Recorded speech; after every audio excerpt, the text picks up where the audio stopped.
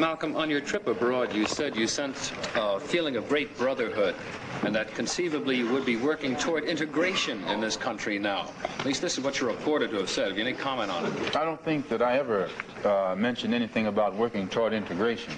If I recall, I pointed out that while I was at Mecca making the pilgrimage, I spoke about the brotherhood that existed at all levels and among all people who were there on that Hajj, who had accepted the religion of Islam. And I pointed out that for what it had done, what the religion of Islam had done for those people over there, despite their complexion differences, that it would probably do America well to study the religion of Islam, and perhaps it could drive some of the racism from this society as it has driven racism from the Muslim society. Drive is aiming for this goal? Well, I can't say that the current integration drive is aiming for that goal, because it hasn't realized the goal in any state. They haven't even got integration right here in New York City. You have worse integration problems in the North than they have in the South. So if it doesn't work if you can't bring about integration in New York City as international, cosmopolitan, up-to-date as it's supposed to be, you will never get integration anywhere else in the country.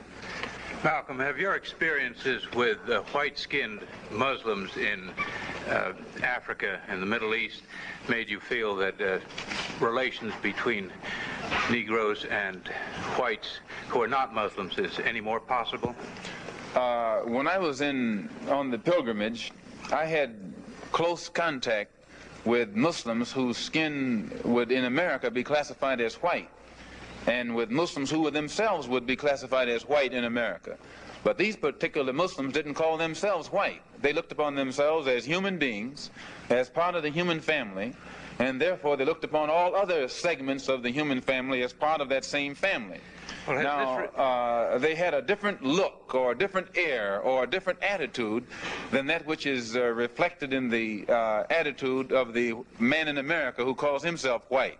So I said that if Islam had done that for them, perhaps if the white man in America would study Islam, perhaps it could do the same thing for him. I think what a lot of people are interested in, Malcolm, is whether this experience has made you feel that